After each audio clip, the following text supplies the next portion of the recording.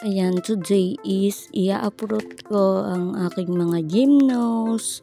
Ito ay bigay ni Ate Cor Christy Vlog. Ayan, support nyo po siya. Ayan ang kanyang channel.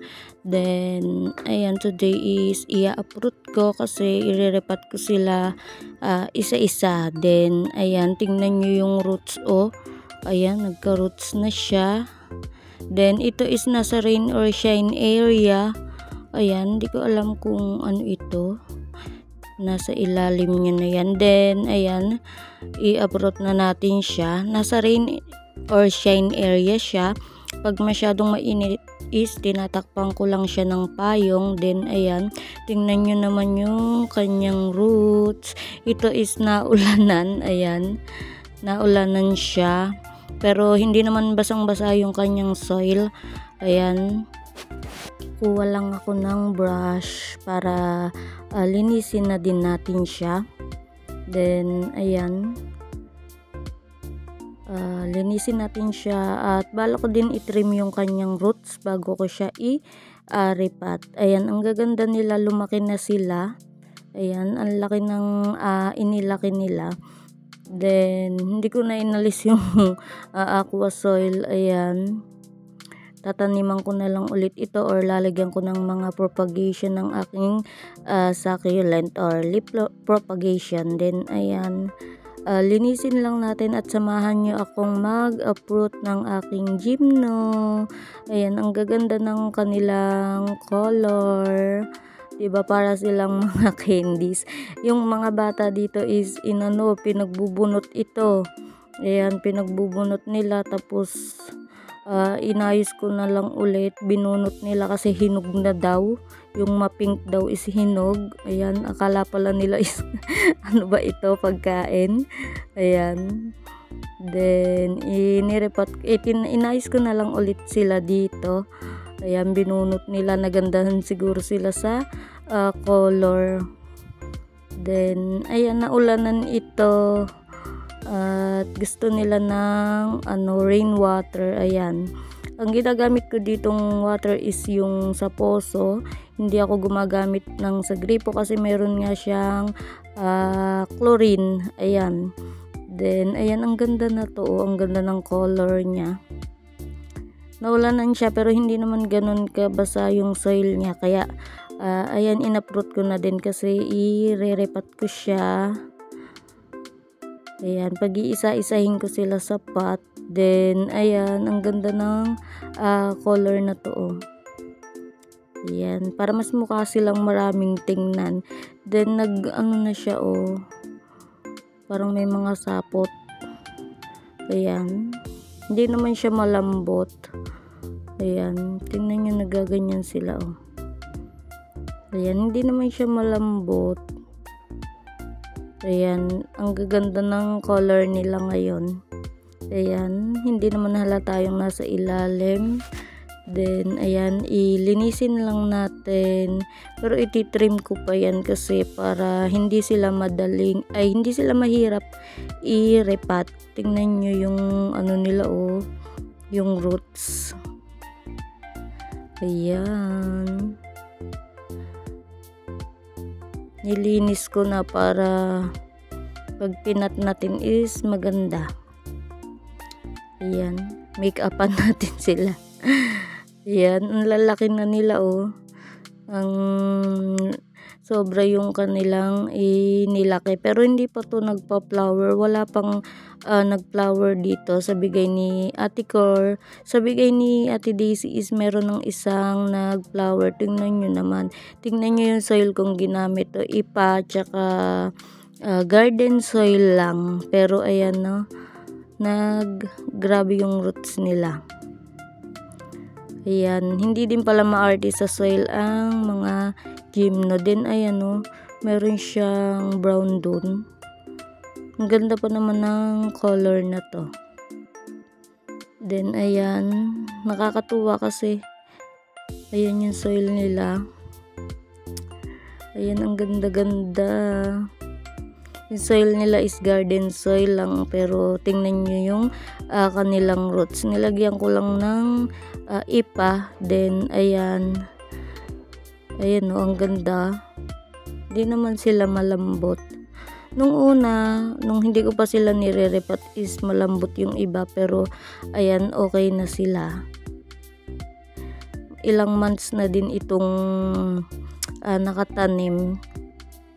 O, diba? Sumasama na yung isa. O, yung ipa, o. Ayan. Gusto ko silang repat sa tag-iisang pat. Kagaya ng kay Ate Daisy. Ayun. Ayan. Para madami silang tingnan. Then, ayan, o. Diba? Ang ganda.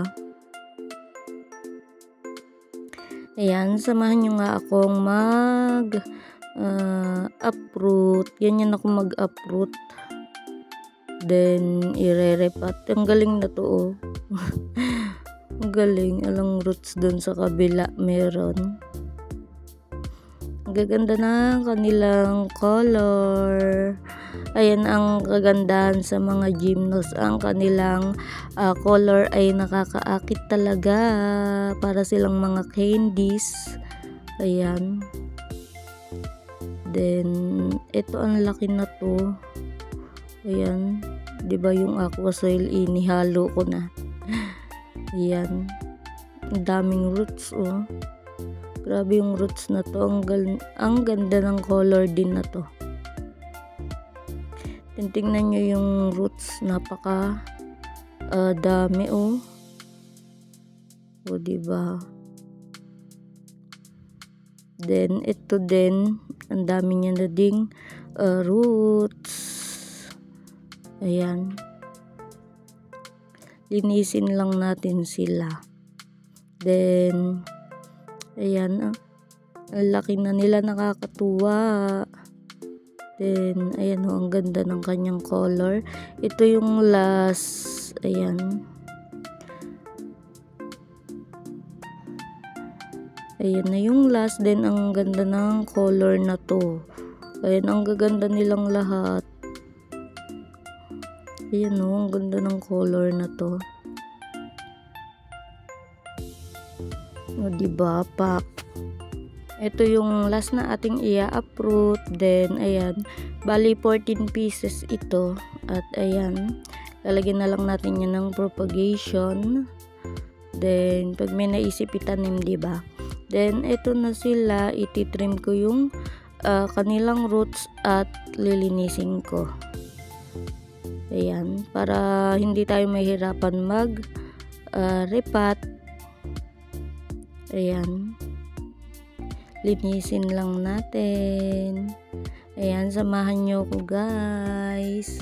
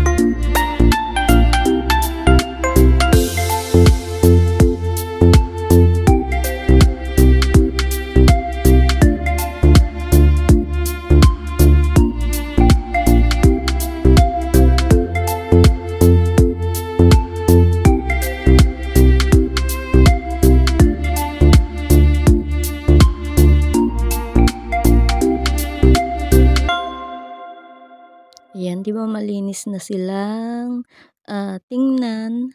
Ayan, bago ko sila i-repot is tinrim ko muna yung kanilang roots para magkaroon ulit sila ng bagong roots at mas lumaki pa sila.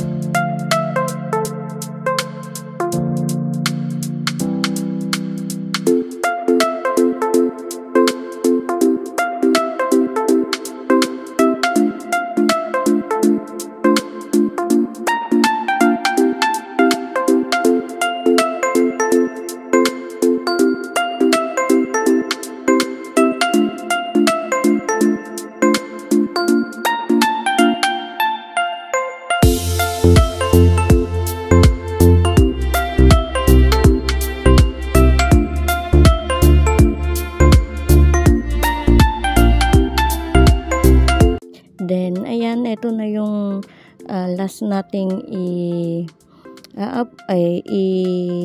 i-trim yung roots. Then, ayan, abangan nyo ang aking repotting sa next videos. Ayan, ang linis na nila. Diba? Ayan, bago natin sila ipat is malinis na silang tingnan. Ayan, napakaganda oh.